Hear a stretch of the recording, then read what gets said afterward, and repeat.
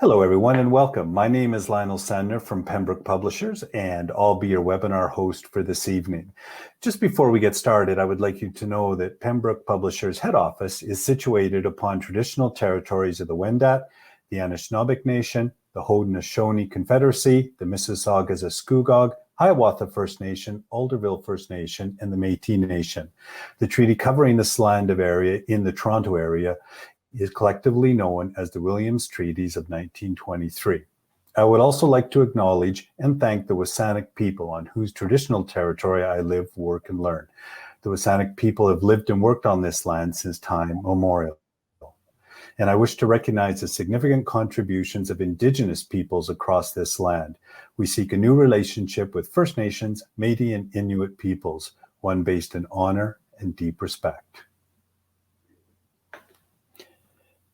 And with that, I would like to just do a couple logistics for our webinar before I introduce our first speaker. We have two speakers tonight, and each for about a half an hour. So we'll do one, and then there'll be a short Q&A after her presentation, and then we'll go to our second presenter and follow the same format. You'll notice the main way that we communicate, because your cameras and mics are off, is that we use the chat. I will monitor the chat and bring those questions forward to both presenters at the end in the Q&A section. So please feel free to put any questions that you have in there, and that'll be the fastest way to get them to the presenter. If there are any issues, just start your chat with the @ symbol and then Lionel, and I'll deal with you individually in terms of getting you straightened away on any of the tech problems. Otherwise, if there's anything else, just drop it in the chat and we'll make sure we get you figured out and able to enjoy the webinar today. This session will be recorded and you will get an email within 24 hours giving you a link to the recording, just in case you were wondering that as well. So with that, it's my pleasure to introduce our first speaker tonight, Joey Mandel. That depending on how your cameras are set up on your screen, she's either right above me or below me or to my left or to my right, but she's smiling there. Joey is a full-time teacher, an education consultant, and this year resource teacher. She also runs Go Social Kids, a private educational consulting and therapy clinic that coaches parents in building children's social emotional skills. Joey's, if you look at her bio, it says she's an author of Stop the Stress in Schools and Moment to Moment, but there's actually several other books in there as well. So somehow balancing all of those things, and you did mention that your husband was helping you with tech support, means you're pretty good at time management, Joey. And so I was just curious, what do people think of your book? So I did a little bit of snooping around on the book sites, and I found this great reference that I think sort of gives us a little foreshadowing into to what we're going to see tonight. And the comment reads something like, this particular book is a terrific resource for all teachers, parents, and grandparents alike. I've used concepts and games from this book with my grandchildren. It makes transitions easier and makes learning social skills fun. Being a child can be emotionally challenging, and being able to help kids develop emotional intelligence is vital. The book really helps. It was a great read. And I think what that reflects is that why we're all here is that you walk the talk, that you can put the words down, but that your ideas are practical and they connect into our everyday life. And so thank you for taking the time in your busy schedule to come and spend a little bit of time and share your thoughts and knowledge this evening with us. So with that, I'll pass the virtual mic over to you, and we're looking forward to a session with you. Thank you very much. That was a lovely introduction and a beautiful land acknowledgement, very heartfelt and sincere, so thank you. Just before I start my information, I do want to take a minute to just really take a breath about mental health and to think about mental health and the toll that it can take on the children who struggle with mental health and those who support those who are struggling. It's a long journey and it's a hard journey. Big emotions, big challenges, big feelings can be felt by some of these children that we are supporting. And being able to be their ally, be a carer for them, help them through these hard moments is something that is hard on those who give to the children. It can take its own toll on those who support children struggling with mental health. And it's not a quick fix. It's not something that I can just give you a trick or two. We've already heard probably many tricks or two. It's daily work for people who struggle with mental health and daily work for those who support them. And that's one thing that we all have to just every once in a while recognize while we're in it. Sometimes we can see these struggles, these emotions, they come out in behavior. We see yelling, we see hitting, we see kids who get stuck on something, say harsh comments, sad comments. At school, we see a lot of resistance, avoidance, and running away. And sometimes we can get preoccupied with these behaviors. We can really miss the real triggers and the real underlying causes that are involved in these behaviors. One of the best things that we can do to help these children, apart from just constantly showing our love, our compassion, our understanding, is to try and help them build a bigger understanding of those triggers and those emotions that cause some of these big reactions and how we can support them through it. Over my years of helping students as a parent and as a classroom teacher, one of my most tried and true favorites is the problem scale. I've always found that the problem scale is something that is just gives kids language. It gives kids an ability to really think through their problems and to problem solve for themselves. So this is something that I've spent a lot of time with students talking about, building and helping them think through how they can use this as one of their biggest tools for helping themselves. At our school, we do a lot of work around the zones of regulation. So we tied the problem scale into the zones of regulation. When we don't have problems, when we don't have triggers, we can be calm. Our bodies can be relaxed. We can be happy. We're not constantly worrying and wondering and thinking about something. As we start to have some triggers, as we start to have some problems, even small problems, our body is going to start to be reacting to these. And our thinking really then starts to be challenged. We start to think of negative thoughts. I can't do this. I don't know what to do. They're mad at me. They're doing this. And all of this thinking just continues to escalate and escalate. And we can have very big problems. We can also have some really big reactions to those problems. So one thing that we can really do is we can help constantly talking with the children about assessing the problem and helping them through it. One of the things that I do with the students, and we have a poll function here, so I'm going to go ahead and give it a try. I'm going to ask you to help me with this poll.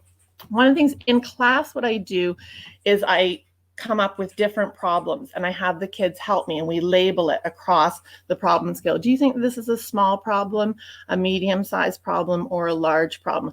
Kids are amazing at engaging in this activity, especially when the problems are not things that concern them, especially when they can even almost think about someone else who struggles with the problem. They can be really helpful about us thinking about a problem and talking it through. But for them in the moment when they have one of these issues, it feels like a huge problem. And that's really important for us not to tell them, not to judge their problem, not to tell them that we disagree with how they're assessing it, but to hear them saying, this is a huge problem. Lionel, can you help me set this poll up? How do I do this? Do you want all three questions up or just one? I'll just start with one. Okay, so when you click on polls and go into the open, you'll see people are voting on the first one there. Oh my goodness, amazing. I can't see, so I see 2 and 3. I don't see 1. So you're on the queue. So you see where it says queue open closed on your screen? Yeah. Click on open. Oh, thank you. Okay, wow. All right, you're already busy at work. So I can give this card to the students, and the students can come up and they can put it on. And so as you see, when you hear your teacher asks you to stop talking, 70% say it's a small problem. Rationally, that can really seem like a small problem, or small to medium-sized problem. And again, when we hear this question, we wouldn't think that this is one of life's medium or big problems. But throughout, at certain points for some students, just a teacher saying, please be quiet, please sit down, sends their entire body into panic. It really overwhelms them. It can be their trigger, and it really can be hard on them. So they might be tempted to put it at a much higher level. And again, we're going to hear them and understand that that's where their problem is. And thank you for sharing that with me. It's also great for them to see where other people would put this problem, and even realize, other people don't even think about this as a problem. On the second question, so I'm going to open it, or everyone's already voted. On the second one, how would you rate this problem? Your friends tell you that you can't play with them at recess. So a child going out to recess and saying, hey, can I play with you? And friends turning to them saying, no, you're not allowed to play with us at recess. How big do you feel this problem is? And again, this really can feel like a very big problem for a lot of us. And we can understand how this would have a huge impact on a child's day. And again, it's helpful if we can start to help kids see other people have had this as well. This is how they see this problem. And this is a problem. This is something that can really have a big impact on your day. And what can we do about this to help? And finally, the last one that we can vote on is, if you trip and you fall down the stairs and you break your leg, what kind of a problem is that? And it's always good to throw in with, while you're doing it, a few rather serious problems. Some of those, in the moment, a child can actually handle that much better than being excluded at recess, because it's so emotional at recess and to have that impact with their friends. But it's really good to help put a few problems that a month from now, we will remember that we broke our leg. We'll still have an impact from that. Now, and again, we will help the students through being excluded at recess, because that also, has a long-term effect, especially if it's happening repeatedly. So then the next thing that we can, I'm often asked, what are some examples of small problems, medium-sized problems, and large problems? And sometimes it's really tricky to come up with some big problems. There are a lot that we don't even want to talk about. Sometimes there are some that are really very tragic. And so I don't tend to use huge problems, but it's good to have a few on hand that you can use as examples that they might end up choosing for larger problems. And right now, getting COVID as a family would be an example of a big problem that would have a big impact on your family. So again, it's nice to have a few to help you when you're creating those cards. Now, the most important thing to do is that we help the children realize that in the moment, a problem can feel really quite big. But if we help the way we think, we can either make this problem into a bigger problem, or we can also make it into a smaller problem. So your teacher just told you to sit down. When you heard this felt like a medium-ish problem, maybe even a little bit bigger. Well, when you hear that, you think some negative thoughts, some fixed mindset thoughts, then you might end up making your problem even larger in the end. She doesn't like me. I'm going to miss my recess. Why would she ask me to do this? She's always picking on me. Any of those thoughts are going to make your problem bigger. And then you might react. You might have a quick reaction. You might yell at your teacher. You might stomp out of the classroom. And then you're going to, in the end, have an even bigger problem. And so another thing that we can then do is we can help them backtrack and think, if you have different thoughts, if you use a growth mindset, if you have positive thinking, what are some things that you can tell yourself that will help you get through this and help you make this into a smaller problem? She asked me to sit down, maybe it will help me. She asked lots of students to sit down. I can handle this. And these different ways of thinking will help you have a response that will help decrease the size of the problem. And so if I go back just really quickly to the first slide, as we go through some of these cards with the students, we can actually put them on the problem scale and even shift for some students. We can shift where the problem was at the beginning and then where it ends up being in the end. And this is a great tool for recess conflict, when we can even come out together, fill out a sheet together, and what they thought was a really big problem, they can help move into a smaller problem. So it's really helpful to be able to go over and to have a list for them of different positive things that you can say that will help reduce that size of the problem, and other ways of thinking that can end up increasing the size of the problem and making it bigger. And then again, having a list of various things that if you end up having more negative thoughts and getting angry, that the problem in the end, you can end up having a reaction which will make the problem bigger.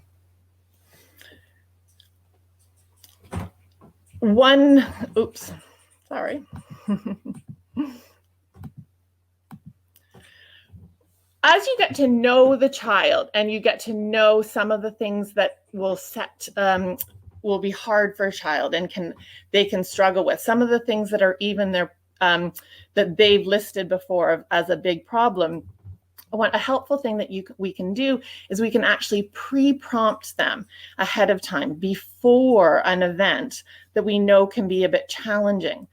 So some language that I will use with children, especially if I know in a transition that it can be really hard for them, is I might pull them over and I might say, in a minute, I'm going to say something that can sometimes be a little tricky for you, that has been a big problem before.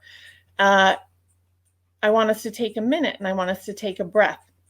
I want us to think about this. Do we want to make this into a bigger problem, or do we want to try to do something to make it into a smaller problem? It's amazing how just that language, so many times the students say, well, I'd like to make it into a smaller problem. And right there, I can turn to them and say, what do you want to do? What could we try? And they're the ones that are coming up with the strategies. They're the ones that are coming up with the ideas for what they can do. So it's not me telling them what to do, me going through. It's me helping them take a minute, do some of their problem solving, know what's worked for them before, and them coming up with what they're going to do ahead of time before I even then say, this is what we're going to do. They've already prepared themselves emotionally for that information. And then they have more of an ability emotionally to walk through it. Another thing that I find very helpful with students is just listening to them. Just hearing that whole problem as they come and they think it's such a huge problem and they begin to share it with me. My response to how I react when they're talking is so important. And it reminded me, when I was thinking about this, it reminded me of these posters that I make with students when I'm working with students to teach them how to listen to each other, how to acknowledge a friend, how to turn your body to a friend and nod while you're talking. And that these are cues that I'll do with students when we're role playing, when we're acting out various ways of listening to each other and ensuring that someone's heard. I thought, I'm not so sure how often adults do this to children. Not so sure how often adults just hear the entire story and listen to it first and show complete empathy while we're listening to it. And I'm not judging any adult. We are busy, we're running, we're trying to walk up the stairs and hear 8 things at once. And sometimes we're hearing a story that we've heard a few times, but just hearing that story, listening to it, taking our own deep breath while they're telling the story, and allowing them to get through the entire thing before we tell them what to do, how to fix it, that we know what they're talking about, that, as parents, like when I was a kid, let me tell you, And those are all great stories for another time. But when the child is telling their side, their experience, they just need to be heard and we can nod. And then our response can be one response back to them that asks them, what are you going to do? What do you think that you can do? How big of a problem is this? Can we make it into a smaller problem? One statement instead of a whole bit of advice that we can sometimes give our students and our children. A final thing that I really find very helpful in school is working with rubrics. And this rubric, it's an example. I wanted to show you one that a child has done. But the whole idea of a rubric is the ability to really let children know exactly what expectations they're supposed to be doing, exactly what behavior should be being done during an activity and how they can do it. And co-creating these rubrics together is so helpful for students, especially those with anxiety, especially those struggling who are unsure of what to do. Just any task. Let's clean up the classroom. That task is so overwhelming for them. They're thinking about, how do I do it? What should I do? They're thinking about absolutely everything that they should be doing, that they can get stuck. I wonder if I'm going to do it properly. I wonder what I'm supposed to do. And if we together can create a rubric that says exactly what any of the regular routines we do at home or at school can do, we can really help these students. And it started when I taught a grade 2 class, and cleanup time really always seemed so challenging. The kids, I spent the entire time running around after them, making sure they were all on task. Then we created a job list together, and each person was having a job, and it never seemed to be working. And I talked to them, and I said, we have this amazing end of the day. We have these centers, we all love them, but by the time it's done, I feel like all the fun is out of it, and I don't even know if I can have all these centers with all these activities because it's just too much for me to clean up. How can we do this? And together as a class, we created a rubric, because we've always used rubric when we're doing our work. Students are very good at being able to say a level 1, I made a mistake, I need to try again. Level 2, I almost got it, I just need to add a bit more detail. Level 3, boom, I got it. And level 4, I got it and I expanded it, I did even more. So we made a cleaning the room rubric. And what was really neat about it is that we brought in very detailed about what they should be doing, but then we brought in the impact of the behavior on, and in this case, it was me as we were doing it with the class. And at level 1, if I was running around the classroom telling them, can you pick this up? Can you come here? Can you do this? That by the time I was done, I wasn't going to have centers again because it was too much work. And I was going to be tired and I was going to be frustrated. Maybe the next day we weren't going to have centers. And what I began to realize with this, what was so interesting about it, was helping them see through what my reaction could be like. And so and I know this one's a bit detailed, so I saved it while I was talking, but it's a really neat one. I'm going to pull a few things off of it. This was a co-created rubric during the first homeschool learning, when a child wasn't doing their work at home, and the parents kept feeling like they were consistently struggling with the child, and then the child would get mad once they got frustrated, and don't yell at me, why are you yelling at me? And together we made this rubric to let the child know that their behavior was having an impact on the parents who were trying to help them, and that in the end with that they would end up, the parent would be tired, and that maybe they wouldn't be able to go to the park and play after because of how much energy the parent was putting in to trying to get them to stay on task. And so by writing these out with the child, and going through that, the parent had to keep asking them, the parent had to keep reprompting them, versus a level 3, completely independent. My mom and I sat down and we did work on the table. Then the reward of this, the if then, is that then my mom has enough energy to go for and play with me in the park. So we were making this connection in a natural way for the child, that their behavior was having an impact, and that in the end they would end up having some consequences because of the lack of energy for the parent. But the child really understood this. And then again, we gave a lot of positive language. So here we took the exact words that the child was using. I can't do this. It's not fair. I hate this. I don't want to do this. And then we used the language from the problem scale. I think I can do this. I can tell myself that I can do this. I can close my eyes and I can take some deep breaths. I can find my dog and pet my dog and think of something happy. So we were taking exact strategies that were working for the child, writing them down so that they were clearly seeing them. And again, they just had this reference that they could go to and be able to refer to then follow and do the behavior that we were hoping for. So that was just something that we really found was very, very helpful. And my final thing, and I think I have a few minutes left, is as a teacher, working with parents, the more we can communicate with parents, the more we can help make sure that they know what's happening at school, what language we're using at school, so that they can have that language at home, the better. And this is something that can be so hard. This can take up so much teacher time. And I know that many of us feel like there's not any of that.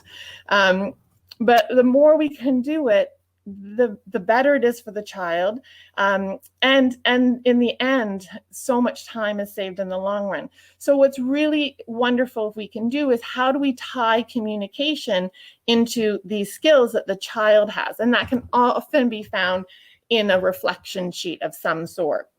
And so again, if you can have a reflection sheet with the child that thinks about the problem, thinks about the size of the problem, reflects on what they did, and then the consequences of that, and as well what they could have thought, what they could have done differently, how they could make the problem smaller. But if this kind of information can go from home to school, it can really end up being so beneficial for the child.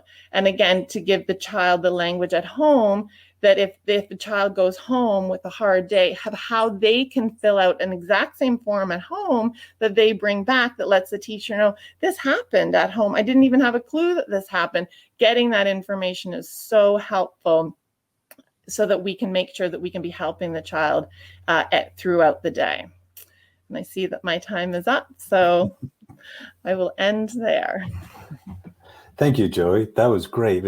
As you were talking, I was thinking, wow, you've actually got a framework there that I think cuts across all ages. Like, you could take this into your relationship and with your significant other, hand them. The problem I had today is the garbage is still there. I think that would work, but that's first draft thinking right there. One of the things that I know you couldn't see the chat going, but there's a range of folks on today. You know, we have colleagues and we have teacher candidates as well, which is great. And I really welcome them here as well.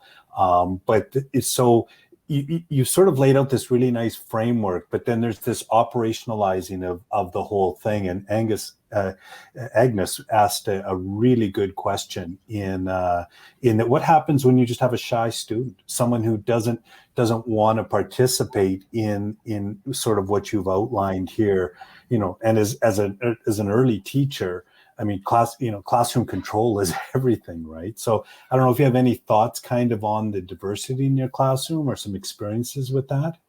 Yeah, I mean, classrooms are completely diverse with students. You know, there's sometimes students who hardly talk in class, and there are some kids who talk a lot.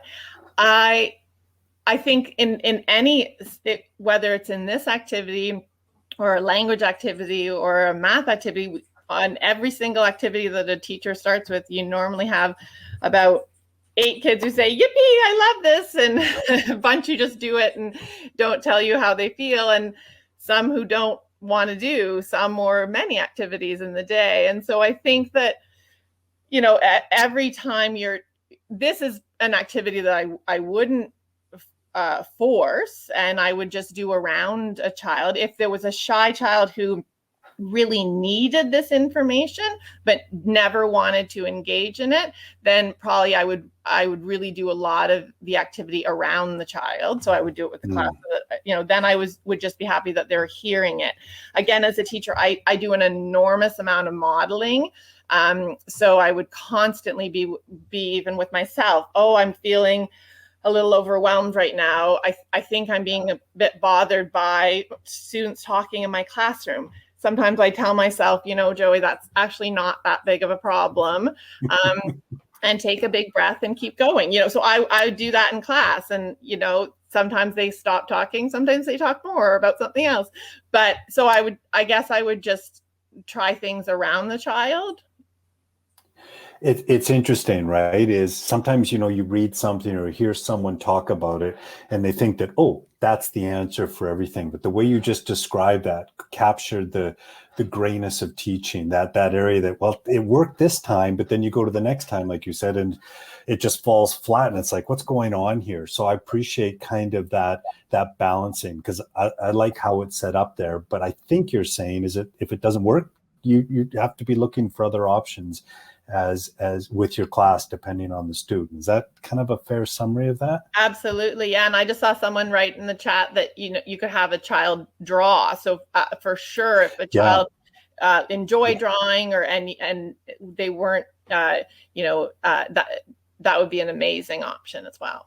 Perfect. Well, you did say that you do a lot of modeling, and you're modeling for us here in the last half hour of how to do this. So, Joey, thank you very much on behalf of everyone. And you probably can't see all the thank yous that came through for the practical idea and support. So on behalf of everyone, thanks so much for taking the time today. I don't know if you have any final comments you'd like to close with, but I'll just sort of leave it to you to finish things off. No, unless there's another question. Thank you, everyone, for listening. I appreciate your time. Great. Thank you. Okay, folks, we'll just take just a couple seconds, maybe a minute or so, and we'll just do a quick switch here. One camera will go off, another camera will go on, and we'll get a big picture here for a second, and I'll just get this up and going. And Kathy, I'll do a quick sound check. Hi, everyone. There we are. Okay, perfect. Good. Okay, I think we're ready here. So, okay, we're going to move on to our second part of our webinar today on supporting student mental health with Pembroke Publishers. And it's my pleasure to introduce Kathleen Gould-Lundy. Kathy. And Kathy is a teacher, consultant, popular speaker, which I'm going to mention a little bit more about in a second, and an educational leader. She's an author of many books for teachers. She's involved in the development of curriculum documents and videos on many aspects of learning. She teaches in the Faculty of Education at York University, the Glenn Gould School, Royal Conservatory of Music, and OISE at University of Toronto. So she comes with us with a range of experiences, and I've had the pleasure of working with her before. So, I've heard her talk, and she is engaging, and I think the word that I would put in is passionate about what she does. And so much so that it's interesting, Kathy, because I remember from the last time we were together, there had to be 4 or 5 of your students from some of them many years, not to say you and I are older, but that remembered you and talked about their experience with you. And I found it just today, a blog posting, as I was kind of looking around, and this was from the Ontario Teachers of its Drama and Code. And this was just the comment. This person writing said, I was one of the fortunate educators to have been taught by Kathy and to have experienced the magic that happens in her classes. And I just thought that's exactly, last time I heard you speak, that was my, sort of my overall sense of it. So I suspect that today we've got a little bit of the Kathy magic coming forward in in the talk, and we're I'm looking forward to it, and I think I can speak for everyone else that they are as well. So welcome. It's great to have you here, and I'll pass the virtual mic over to you. Well, thanks, Lionel, and lovely to see everybody. Well, I can't see you, but I know you're there.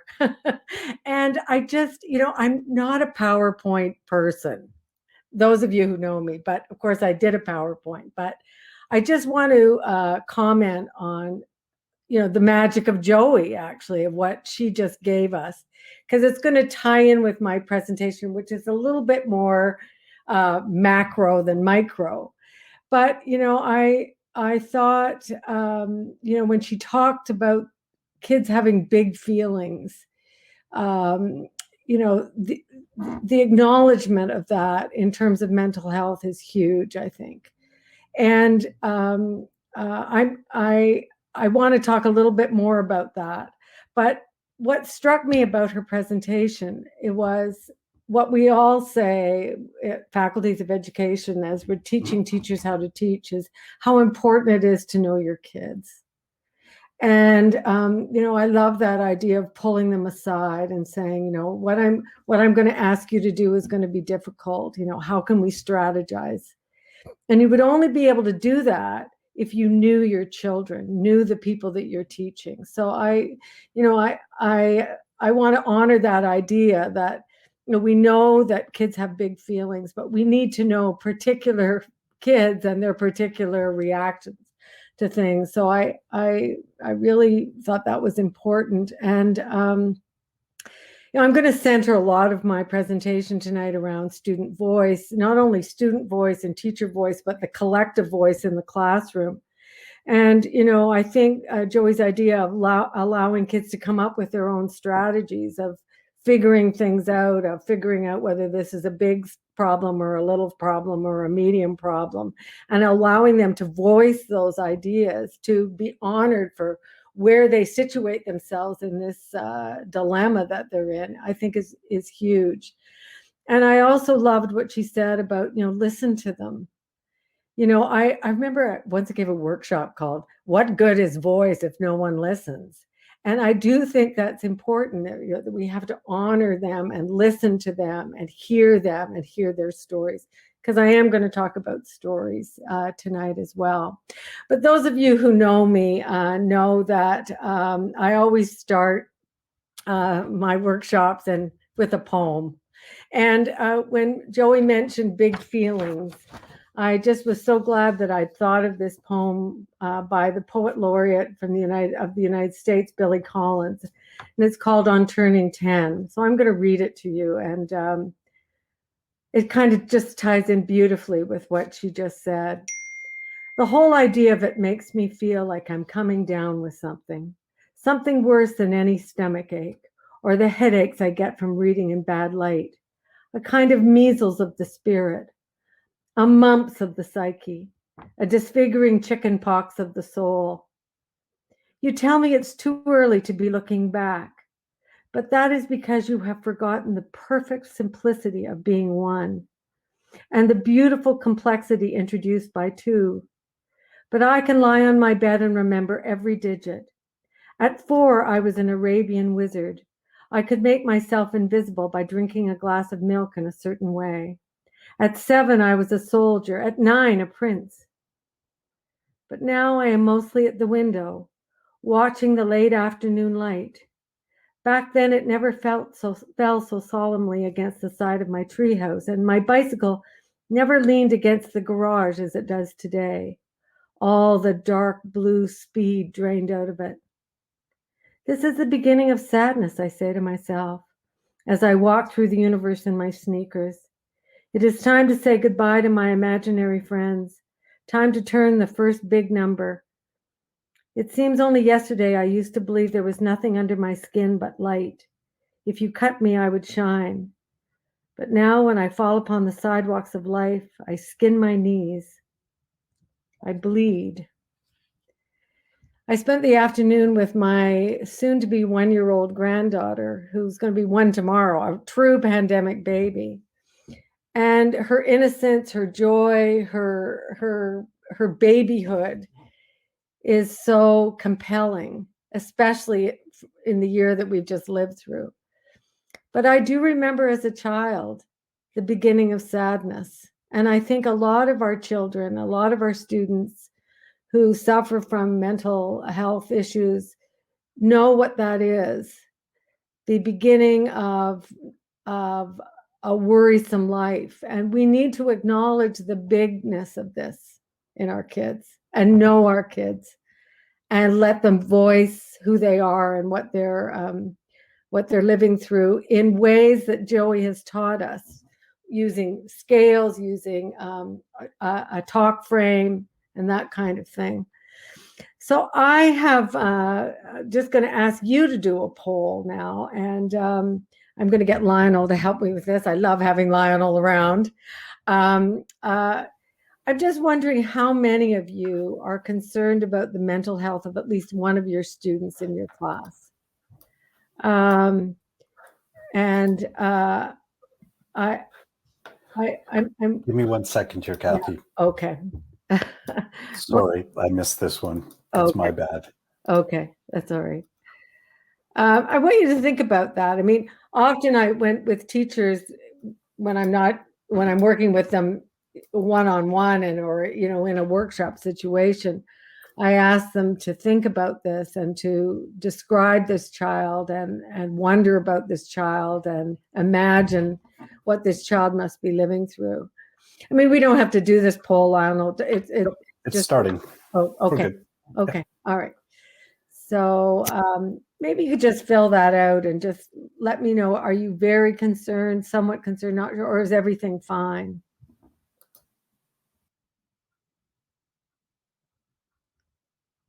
Well, there we have it. We're teachers who are concerned about and aware of the ways in which our kids are struggling. And even the people who aren't sure are still in the dilemma of not knowing how to go about this and how to work this. My feeling is that school shouldn't be a difficult place to be.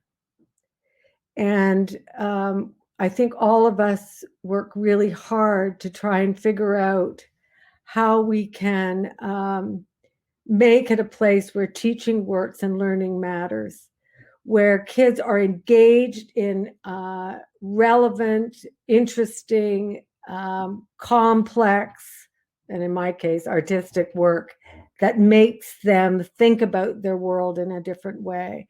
And I think a lot about the mental health of kids is connected to purpose. That I'm going to school because I've got really interesting things to learn about.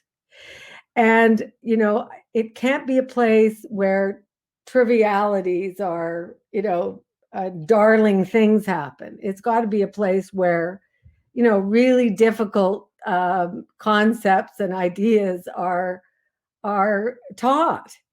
You don't go to school to learn what you can learn elsewhere. You go to school because you would never, ever stumble upon it unless you had teachers and a situation whereby you learn this amazing stuff.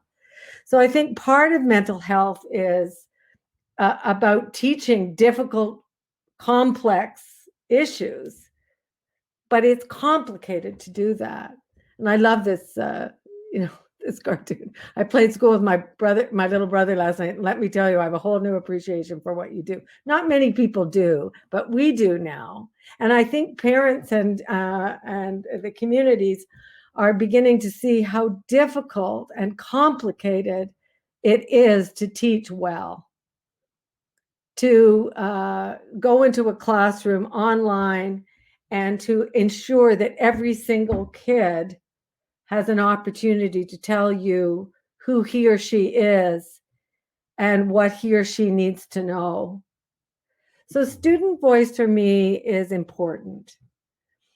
But it's also important that we hear from all the kids. And there was a question in the chat about the shy child. I think one has to, as a teacher, check oneself to make sure that it's not just those children who are vociferous, who have voice, who are listened to. This is a picture a student of mine from York sent me. He teaches in the suicide capital of Canada, Pekangacum, teaches grade 3. And I love this picture. This is what his classroom looked like a couple of years ago in September when the kids came back. He taught them grade 2 the year before. So they all came in and they all went, oh, there I am. That's what I look like. I've changed so much. But what I love about this picture is that he honored every single kid. Look at the work that he did to get them. So they came in and they saw themselves in the classroom. They had a chance to be seen and to be acknowledged in all sorts of different ways. I think all kids come into classrooms wanting to be heard. And it takes time to do this work. I get it. But I do think it is important for us to check ourselves so that the shunned, the silent, the shy, those ones that are anxious and quiet have a chance to come to the fore.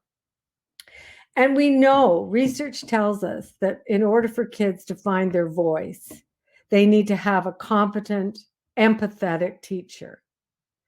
But the research also says that the collective matters, that kids are not going to put up their hand if they feel they're going to be bullied or laughed at, if they feel that they're not going to be honored for who they are, for their particularity. And, my work since I started years ago has always been about making sure that we bring kids together and build the collective understanding amongst all of us. That it is important for all students to understand everyone, that we look after everyone, that we make sure that kids, and as we're working with them, that we are aware of who they are, yes, but that we're very aware of what is said and what is not said. And all of this is basically, dependent upon the relationships that you establish in the classroom. That the insistence that you have as teacher of making sure that everyone is connected, that everyone is honored, that everyone is listened to, that there is this classroom of conscience. And it takes a lot of guts to do this kind of work, to make sure that there are reciprocal relationships in classrooms, that there's respect amongst everyone, that teachers and that you demand from your kids a respect for everyone, despite people's difficulties. So this is the kind of work that I do and want to do with my kids, is to establish a classroom of conscience in which the underpinnings are there. And I'm going to talk how you do that in a minute. So students feel safe to talk about difficult issues and to take responsibility for their decisions and feel empowered to make the world a better place for everyone. I think it's really important that we find ways of endeavoring to reteach kids, every kid that comes into our class, their loveliness, so that they can hardly wait to get to school. Because they know when they walk into that classroom or come onto that screen that they are going to be loved and honored, and that their loveliness, their own particularity, is going to be acknowledged and honored. So for me, a teacher's sense of student is key to all this. What Joey says, I'm going to pull you aside. I know who you are. And there's ways of getting kids to tell us who they are and for us to get to know them. You spend your life as a teacher, do I understand who these kids are? Do I understand where they're coming from, their personal experiences? Do I make sure I defer judgment about this child until I know more about him or her? Last year, during the pandemic, I phoned up a principal friend of mine and said, give me something to do. This is ridiculous. So he asked if I would work with a struggling reader, and this wonderful child who I did. She wouldn't come on screen, but she stayed off the screen. But I sat with her 2 days a week and read with her. But she would have to go off screen for a while, or off the audio, the mic for a while, because she had an uncle who had regular seizures. So she had to look after him. She was 10. So she was a struggling reader, but she was a kid who had so much resilience and strength and empathy and understanding. Her mother had to work. She was there with her uncle who had epileptic seizures constantly, and she was learning to read. So, you need to know who your kids are. And Joey has said that so eloquently, and I can say it again and again and again, because I believe so much that if we have an understanding of who our kids are, we can give them a sense of self. We can say to them that they are important and necessary to this classroom. This classroom wouldn't be the same without you. We need to have you here. And the ways in which kids tell stories about who they are and where they're from. I do that exercise. A lot of you know that exercise of where I'm from, but they can visualize it. They can paint where they're from. They can write where they're from. They can tell where they're from. Hannah Arendt says the way storytelling is the way that one trains the imagination to go visiting. They can tell us who they are in their imaginations as well. Because storytelling, when we get kids to tell stories either about their personal experiences or made up stories, they are allowing themselves to understand various viewpoints, feelings, reactions, thoughts, impressions. They're allowing themselves to listen to other voices. And they're allowing themselves to see the world we're not all the same. Thank goodness that we all are different, and we do have different interpretations of the same situation, as Joey indicated in that poll that she did. I've done the exercise where I'm from. That's a lot. That exercise runs throughout my books. I do it now with visual imagery. I do it now with creating imagery. I teach at the Royal Conservatory of Music, and I have students not only tell me where they're from poetically, but also musically, so that they play where they're from. They play the Montreal Street. We find out where our kids are from, and we build our collective. The other important part of all this is knowing where you situate yourself in all this.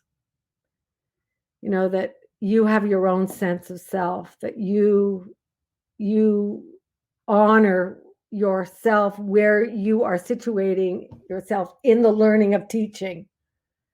Teaching is a lifelong endeavor, and we have to allow ourselves to risk and take chances and try things out, and not allow it to work sometimes, or it doesn't work, and just pick ourselves up and keep going. But you can only do that when you have a certain sense of who you are. The strategies I've talked about, Teaching Fairly, the book that I just finished publishing, has many different kinds of strategies for getting kids to work together, to tell us who they are, through artifacts, working with images, role playing, etc. I've given you a handout. There's a handout here of the games that I use to establish the collective in the classroom. So hopefully that's helpful to you. But I often use artifacts in my teaching. I have kids hold artifacts, speak about artifacts, speak as the artifact, tell story as the suitcase, tell a story as the key. I often use images. This is from The Arrival by Sean Tan, where I have kids create speech bubbles and thought bubbles and create a script about what these people are saying to each other. I use role playing. When I worked with this student that I was talking to you about, she was reading Deborah Ellis's novel, The Breadwinner. And so I went into role with her, and I played a newspaper reporter interviewing children who were living in Afghanistan during the reign of the Taliban. This student played Parvana. Here were my prepared questions. How did you leave Kabul? Did you go alone? Why did you go? What did you feel as you left the city? What did you take with you? What are you hoping will happen? And we role played together. And then she wrote in role. Dear diary, we stopped for gas and were allowed to stretch our legs. Out of the corner of my eye, I saw a woman with a microphone who approached me. She walked up to me and asked me how my day was. I said that I was not allowed to talk to strangers, but she then told me that she really wasn't a stranger, but a famous journalist. I looked at my dad for approval, and then my dad approached her. My dad asked, what is your name? She said, my name is Cameron Smith Edwards, and I work for Top News, Miami, Florida. I'm looking for kids like your son to interview so that my readers can understand how kids in Afghanistan live their lives. So may I please interview your son? I was very nervous because I could tell that the journalist thought I was a boy. What if I said I am a girl like I did with Homa? I had to be very careful. I answered her questions, and she never knew I was a girl. We spent 3 sessions working with this piece of writing. But this is the kind of work that comes from doing role playing. You know, everybody wants the best for their kids. I'm a Twitter nut, so I love, the first day of school pictures that everybody posts online. This poor tragic boy has no idea what's going to happen to him, poor guy. But I always remember when I was a very first teacher in 1975, first year teacher, this guy at the back of the class, I didn't even know what the TTC was. I was handing out stuff. And he said, relax, miss, you're not going to last very long if you're this nervous. Well, teaching is an endeavor. I'm always nervous about it. But I do believe that we have the capacity as teachers to work hard and long to listen to kids and to build up their confidence and to build that collective so that they can find their voice. Thank you. Kathy, thank you. It's I love that last quote. So that was a student talking to you? Yeah. He puts up his head and says, relax, miss. He's probably 60 now, I don't know. Yeah, exactly. Well, I've got a quote here where you said that you need to know who your kids are. It sounds like Stuart said you would say, no, you need to know who your teacher is and know how to deal with it right off the bat. There's a couple of comments that have been coming through from the teacher candidates and very, very well positioned in the sense of, well, if this doesn't work, then this doesn't work, then what do I do? But I got the sense as you were talking today that maybe what's more important is this idea of you're building a relationship, you're getting to know your kids, you're finding ways to allow them to use their voice. And so sometimes, early on in your career, things might not work. And rather than getting stuck in the small things, to stand back a little bit and remember why you're there, and maybe reflect on some of the art that the art of teaching that you talked about.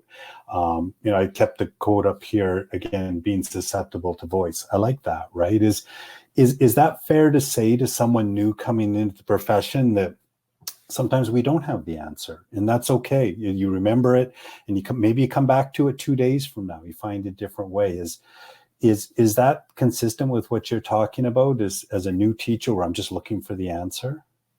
Well, I think what I think about teaching is that kids are very aware of the power that teachers have, but they also respond to teachers who, and don't laugh at me here, but I do believe this, who are vulnerable, who say, wait a minute, I need a moment, or Yeah. I need to rethink this. I think we do our kids disservice by not sitting a grade 5 class down saying, wait a minute, there's a great teacher I work with who says every morning to her kids, this is what I'm thinking. This is what I'm thinking. You tell me what you're thinking. That whole negotiated, co-constructed classroom. Yeah. It takes a while to get there, though. I know and that. I think that's the key, right? Is that even so for, I know, Constantina, you've got a good question there. I was trying to capture that in talking with Kathy about this, that it does take time. And again, I think that captures what you're talking about, that vision and the art of teaching. And we don't usually talk about that. We get caught up in the tyranny of the moment, and you forget that. But it's important, the things that you're talking about today. Yeah, it's you will. The only way you learn how to teach is to teach and be open and vulnerable to what's going on in your life, in the classroom. In the classroom, yeah. That's a tough word to say, vulnerable, but it's very, very true, isn't it? Yeah. I think so. I know we're coming to our end, folks, but just let Kathy sort of have a couple of comments just at the end here to sort of close off. But I would like to be able to offer for folks, if they're interested, Pembroke has an offer that will cover for either book today, Joey's as well as Kathy's. You can just click on the link right there, and it'll take you right to Kathy's page. And you can use the code SSMH, and that will give you $5 off any purchase with Pembroke. And we'd love for you to take advantage of that, so that you have that, as well as Joey's book as well, that's available for you there. So please feel free to take advantage of that offer. But Kathy, maybe just to close us out, if you have sort of any closing comments. I know, again, on behalf of everyone is saying thank you and has appreciated your thoughts today. But I'll just leave the last word with you, and thank everyone for joining us today. Well, I could finish by reading a poem. That's Why what don't I'll we do that? That sounds great. Yeah. And this is a poem that is the beginning of my first book I ever wrote, and I love it. Excuse me while I clear my throat. I might pause with uncertainty and turn a little red, but please remain seated. I'll be with you soon. Excuse me while I clear my throat. You may hear a few squeaks and cracks and see me shake uncontrollably, but please remain seated. I'll be with you soon. Excuse me while I clear my throat. I may close my eyes and look invisible, but I'm still here with you. I've never done this before. I've never sung a song, my song, of inner hopes and fears. They may seem silly, childish, inscrutable, and may take me a minute, a year. But please remain seated. I'll be with you soon. That's great. Thank you very much. And to everyone that joined us today, thank you for coming today and joining our session. Our next session will be on March 23rd. Please look for information in your email. and at pembrokepublishers.com. It's great to have you here, and we hope to see you back in a couple weeks. So have a good evening. Take care.